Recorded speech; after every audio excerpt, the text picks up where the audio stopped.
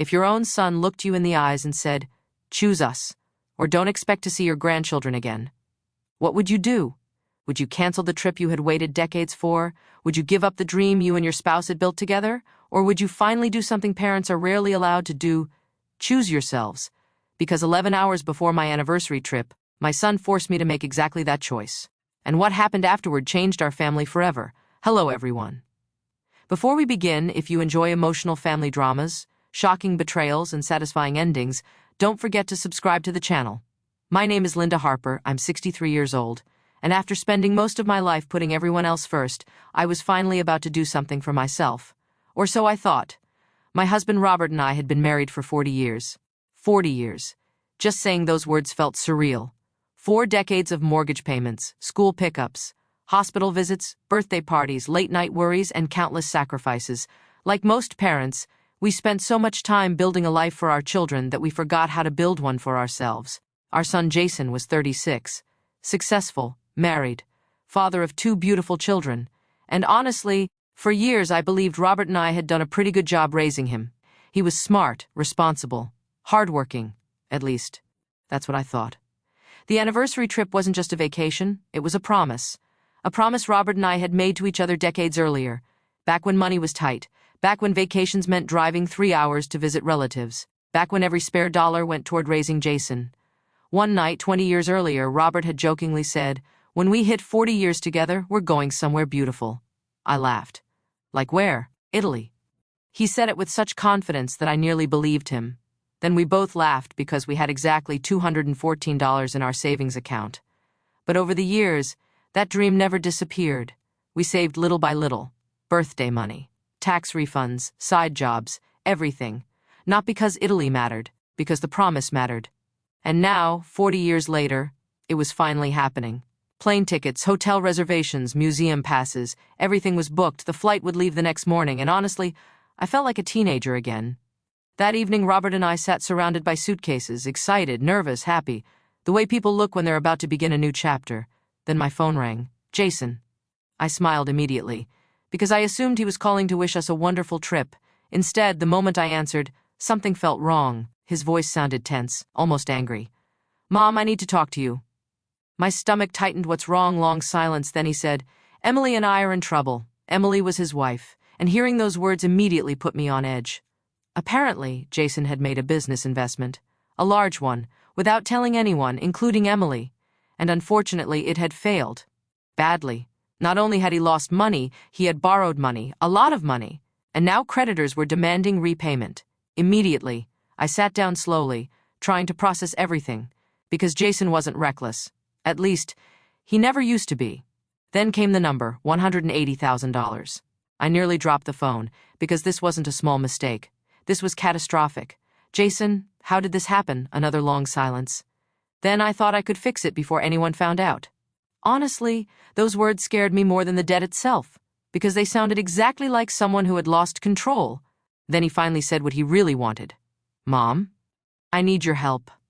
I wasn't surprised. Parents help their children. That's normal. But then he continued, "I need the money. The money.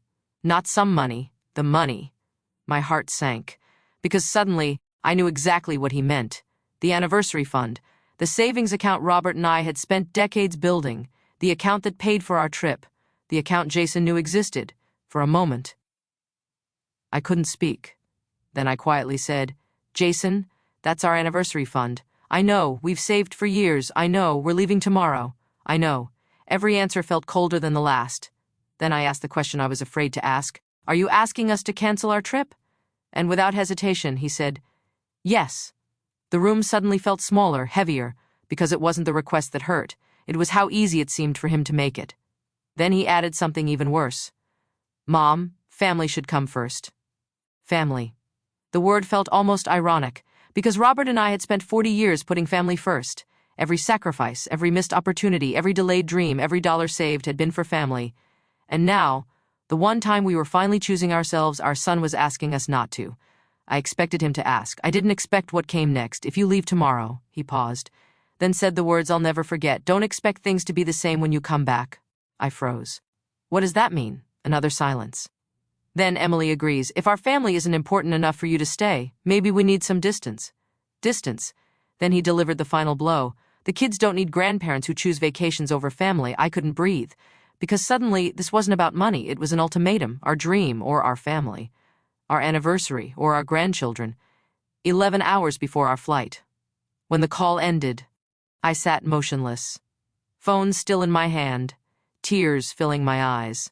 Robert looked at me from across the room and immediately knew something was wrong. After hearing everything, he didn't speak for a long time. Then he quietly asked, "What do you want to do?" Honestly, I didn't know, because every instinct inside me screamed, "Help your child." But another voice, one I had ignored for decades, whispered something else. "What about us?" And that night, for the first time in 40 years, I seriously considered choosing myself. But what I didn't know was that Jason hadn't told us the whole story, not even close. And before sunrise, a shocking truth about his debt would come to light. A truth that would make my decision much easier. I barely slept that night. Every time I closed my eyes, I heard Jason's words again. Choose us or your trip. The kids don't need grandparents who choose vacations over family. Honestly, the words hurt more than I wanted to admit. Not because of the money, because of what they implied. After 40 years of sacrifice, my worth as a mother was suddenly being measured by one decision, one trip, one moment. At 3:30 in the morning, I was still sitting in the kitchen when my phone buzzed. I assumed it was Jason. It wasn't. It was Emily, my daughter-in-law. The message was only 4 words long. "Can we talk privately?" My heart immediately started racing, because something felt wrong, very wrong. 10 minutes later, Emily called, and before I could even say hello, she started crying, real crying, the kind people do when they're carrying too much. "Linda, I'm so sorry." I froze because that wasn't what I expected. "For what?" Then she whispered something that changed everything. "Jason lied to you." The room went completely silent. Apparently, the investment loss wasn't the real problem. Yes, money had been lost, but not $180,000. Not even close. The actual loss was around $45,000. Still serious. Still painful, but manageable. So where did the rest of the money go? That question haunted me for the next few seconds, then Emily answered it. "He bought something." "What?" Long silence. "Then a house." I nearly dropped my phone. Not a family home, not a place for Emily and the children, not an investment property, a luxury lakefront property, a second house, a vacation home. The irony was almost unbelievable. The same son who demanded we cancel our anniversary trip had secretly purchased his own dream property. And somehow, he expected us to pay for it. I felt physically sick. Then Emily revealed another secret, one even worse. Jason had hidden loans, credit card debt, personal debt, and multiple risky financial decisions, all without telling her. For almost 2 years, he had been pretending everything was fine. Then reality caught up, and instead of accepting responsibility, he turned to us honestly. I wasn't angry anymore. I was disappointed, because disappointment cuts deeper. Then Emily told me something that broke my heart. "Linda, I never agreed to the ultimatum." I sat upright immediately. "What? Jason told you I agreed." "I didn't." Another lie. Apparently, she had begged him not to involve us, not to pressure us, not to threaten us. But Jason was desperate. And desperate people often convince themselves they're justified. Then Emily said something I'll never forget. "Your anniversary trip isn't the problem. Jason believes everyone should rescue him." Honestly, hearing that hurt. Because deep down, I knew there was truth in it. Over the years, Robert and I had always stepped in. College tuition? We helped. First apartment? We helped. Wedding expenses? We helped. Unexpected bills? We helped. Whenever life became difficult, we rescued him. Because that's what parents do, right? Maybe. But somewhere along the way, helping had turned into enabling. And now, we were facing the consequences. By 6 in the morning, Robert was awake, and I told him everything. Every lie, every hidden debt, every secret. For a long time, he simply stared out the window.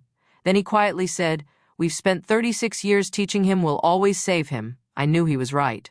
Then he looked at me and asked, "If we cancel this trip, what changes?" Honestly, nothing. Because 6 months later, there would be another crisis, another emergency, another reason we couldn't live our own lives. The problem wasn't the trip, the problem was boundaries. Then something unexpected happened. At 9 that morning, 2 hours before we were supposed to leave for the airport, Jason showed up. He looked exhausted, angry, nervous. And the moment he walked inside, I knew this wasn't going to end peacefully. "Have you decided?" he asked. No greeting, no apology, no concern, just the money. Robert calmly replied, "Yes, for a brief moment," Jason smiled, because he thought he'd won. Then Robert said, "We're taking the trip." The smile disappeared instantly. "What? We're going? Dad, are you serious?" "Completely." The argument that followed was unlike anything I'd ever seen. Jason accused us of abandoning him. The irony nearly took my breath away. "Family comes first," he shouted. And finally, after years of silence, I stood up. "Family came first for 40 years. The room went silent. Your father worked overtime. I skipped dreams. We delayed everything. For you."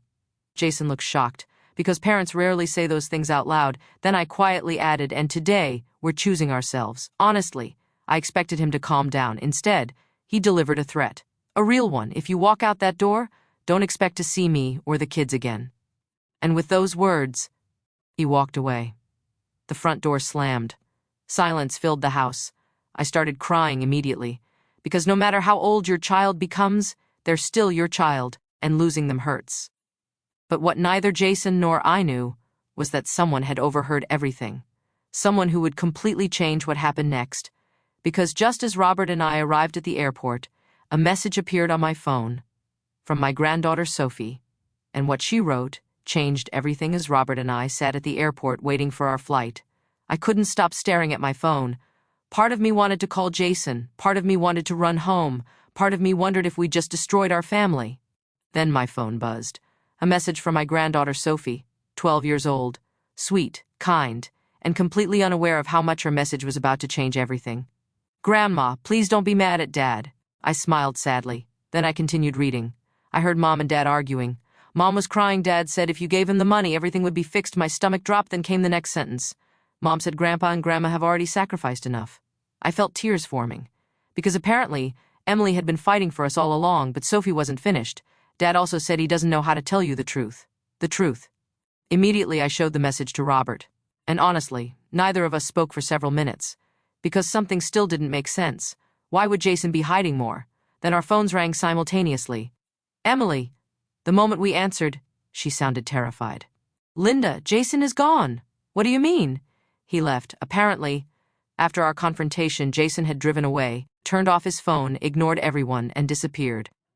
For the next several hours, nobody knew where he was. Honestly, that was the longest flight of my life. Not because of the travel, because of the fear.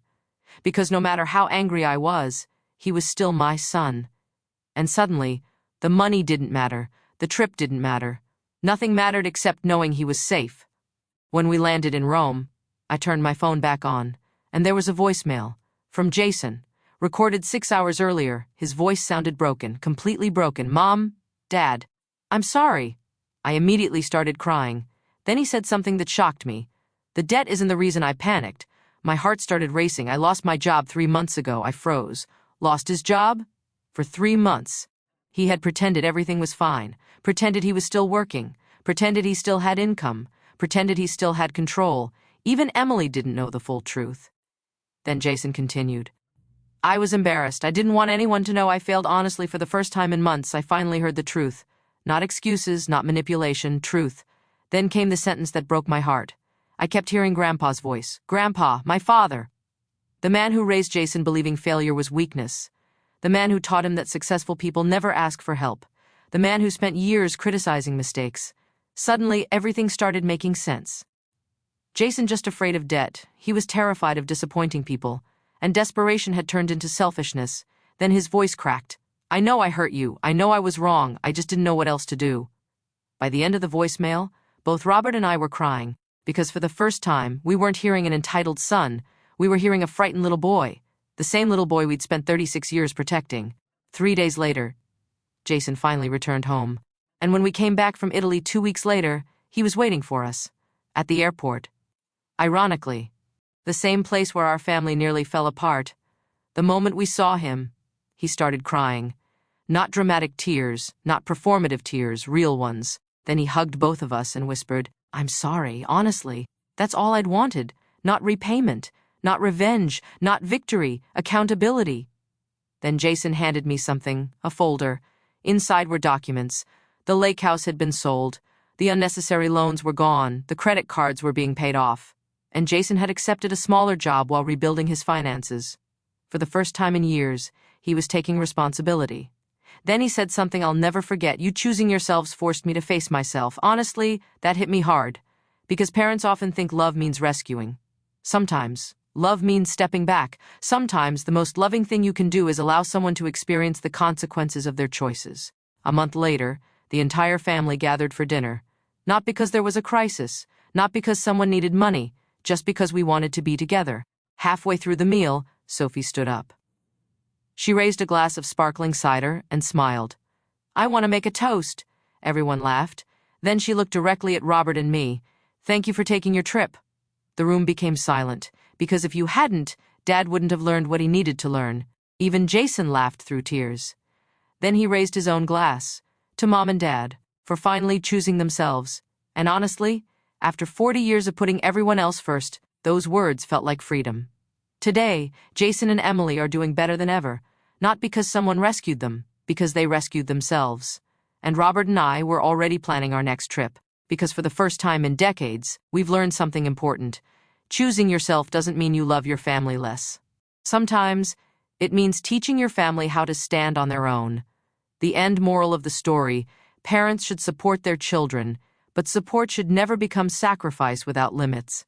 Healthy families are built on love, responsibility, and boundaries, not guilt, ultimatums, or control.